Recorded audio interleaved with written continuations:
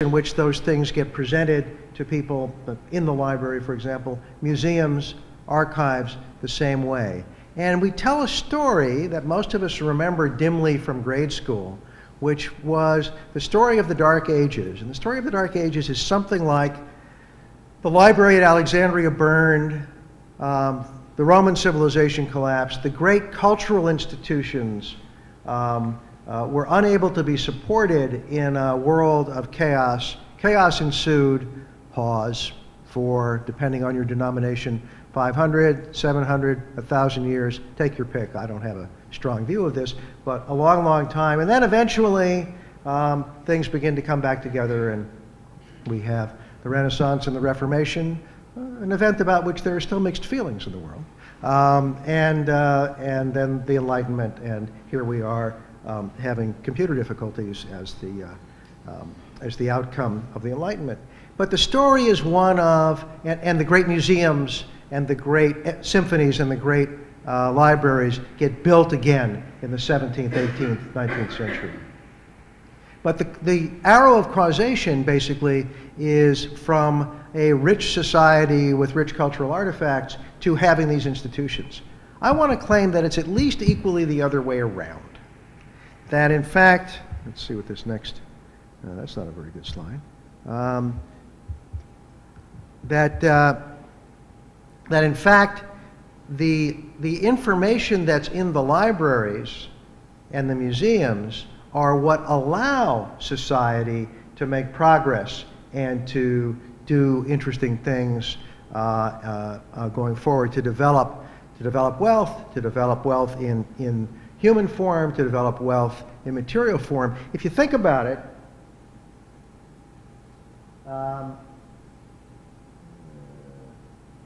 this is the slide I want. I'm doing things a little bit out of order.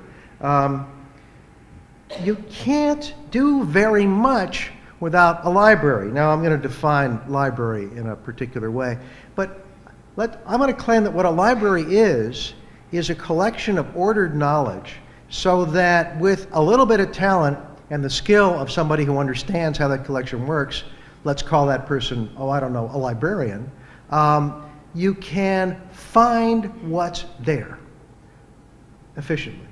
And if you think about a system of libraries that talk to each other, you can find what's almost anywhere reasonably efficiently. So if you want to build a better mousetrap, right, what's the first thing you do? You go look under mousetrap in the library and see what is known about how these things are built, right? If you want to, and this is a very interesting exercise that's going on, if you want to write a constitution for the Eastern European now democracies in the wake of the collapse of the Soviet Empire, right? You go to the library and you look at the history of those countries and also about the legal literature on writing constitutions. And it turns out there's a rich legal literature on writing constitutions, which people ignore, you know, for 50 years at a time, but when you need it, it's handy and it's in the library. If you want to figure out how to build something that involves machine screws that is consistent with the way the pitches of machine screws in other countries, you look up in a library someplace exactly what those pitches are, and there'll be a description not only about what they are, but how to measure them, what kind of machine you have to do, how to meet particular kinds of standards. Almost anything we do, we start with the knowledge of what has been done before. Where do we find that? We find it in something that feels a lot like, looks a lot like a library. So the story you might want to tell isn't that chaos led to the destruction of the Alexandria Library, which was a great cultural institution, which of course it was, but that the burning of the Alexandria Library led to a hit on knowledge, right? They didn't have backup copies. Google did not actually exist yet. There wasn't a hard drive somewhere else that had all of this stuff. And over centuries, monks redeveloped, found copies, inscribed, etc., the copies of things, so that the knowledge of the past was recovered, but it took a long time to recover it. And without it, people didn't know how to do things. And hence a somewhat different story about the Dark Ages. Okay, in that context, what does the academic library do, the kind of library that I'm director of? It supports scholarship and it does so by providing information and approximately permanent access to that which has been known. Here's the first untoward piece of the digital revolution. Forever, well, not forever, since the invention of the printing press, which is a while, libraries would collect stuff. Why would they collect it? Not just to have, although I've met librarians who are kind of like that, but surely there are none in this room. Libraries would collect stuff so that people could use it, so that they could read it. And in that context, acquisition, providing access to things, and preserving them are indistinguishable. If I want to give you access to this book, imagine a book, I have to have the book. If I'm going to have the book, I'm going to have it because I took reasonably good care of it, and so when I put it on the shelf 20 years ago and I take it off now, it actually hasn't gone all moldy on me or whatever bad might happen to it. And so librarians take care of the works that are in their charge. They do so because otherwise their patrons won't have the stuff they want. If the patrons don't have the stuff they want, it's not a good day for the librarian. Okay. In the digital world, the way in which we buy ebooks, the way in which we buy subscriptions to academic journals, some of you may have heard about the recent kerfuffle about a number of mathematicians boycotting one of the great academic publishers. The way in which we get that stuff is we sign a contract. So the University of Michigan has contracts with Elsevier, Springer, Wiley, Blackwell, lots of producers of academic literature and aggregators of academic literature. And in fact, your local public library has agreements of similar kinds with producers of reference works, other databases of journals, et cetera, et cetera. And for the first time, we don't actually own that stuff. The publisher does, or the database aggregator does. And that's all good right now. We can provide access, right? You sign on here, you press this button, and whoosh, out comes the text that you want. It's terrific. But what we don't have is any mechanism to assure that 10 years from now, when you're looking for that text, the library will still have access to it. We have a contract that says, we often have a contract that's pretty good. It says, as long as you keep subscribing to this resource, we'll make the back files available to you. But guess what? Publishers go out of business. In fact, publishers really do go out of business. And they recombine, and they are subject to mergers and acquisitions, and they have bankruptcies, and they do all of the other things that commercial entities can do. And that's all good. That's an important engine of economic progress, to be sure, at least in some instances. But when that happens, we no longer have any assured mechanism that we can get at that piece of information. Whereas in the old days, when we had a book that was produced by the publisher, if the publisher went out of business, we actually didn't care, right? The publisher didn't have a maintenance contract, right, on this copy of this book that was on our shelves. It was our book, we bought it, we could do whatever we wanted. At least after the Copyright Act of 1909, we had this right to keep the book as ours, even if the intellectual property in it had other claims on it.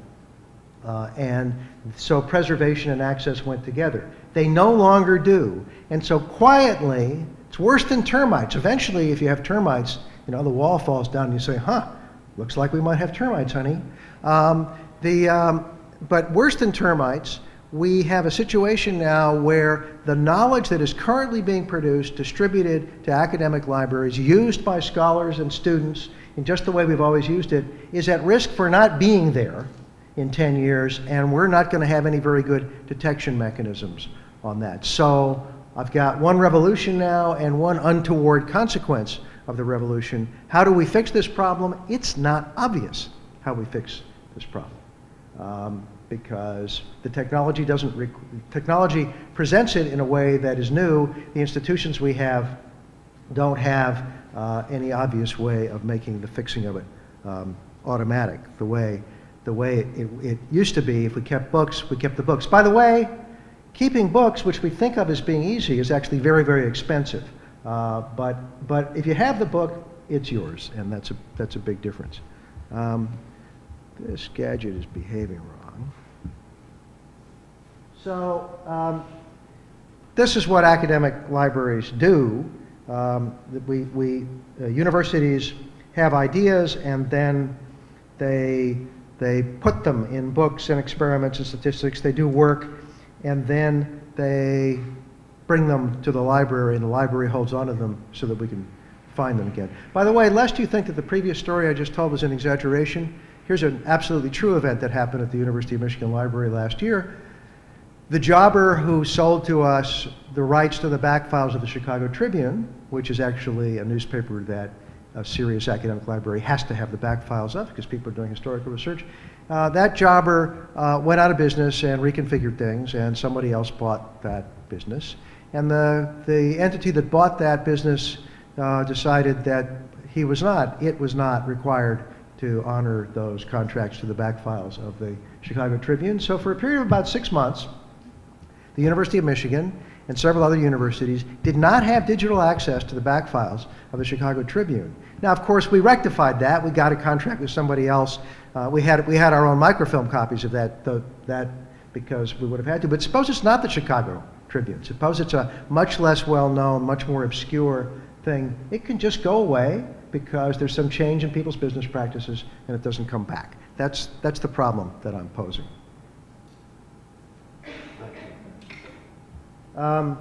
Libraries share. Actually, I gotta enjoy with you. So, what's the picture on the left a picture of? Anybody figure that out? B-17. It is a B-17. You're too young, sir, to have flown B-17s, but well done. The sharing part. So this is actually Rosie the Riveter in slightly different guise. Working on the nose cone of a B-17. The sharing part is that it's a Flickr image, and the Library of Congress has organized things so that we can share, that they're trying to preserve Flickr images, and Flickr, of course, can be shared. So one of the technologies of libraries, this is me, the economist, talking about technology, is libraries share things, right? In fact, libraries have always been places where things that are rather complicated and expensive and difficult to hold on to and catalog are used to be shared with the community. And so we have these two forms of sharing that are actually quite consequential for the libraries. So, in simple economics now of academic libraries, this slide isn't showing quite the way. It says some economics of libraries up top. And the three libraries there are the University of Michigan Main Library, Hatcher Graduate Library, Stanford University's library, and actually East Carolina State. And in the world that we lived in until recently, and we still live in for some purposes, the way that we did things is we were each next to our own library. These other libraries were far away, and having a good collection at the University of Michigan conferred a real advantage on the University of Michigan and its faculty and students relative to those other places. You could get stuff from Stanford or from East Carolina State for that matter, but it might well take weeks to do so, and we would use our library collections as recruiting devices to get faculty and students. And the way this worked was, the idea was to minimize the cost for the users. They have a library that's handy. They can get to it. They can do their research because there's good librarians there. And it's expensive for us to produce that, but worth it.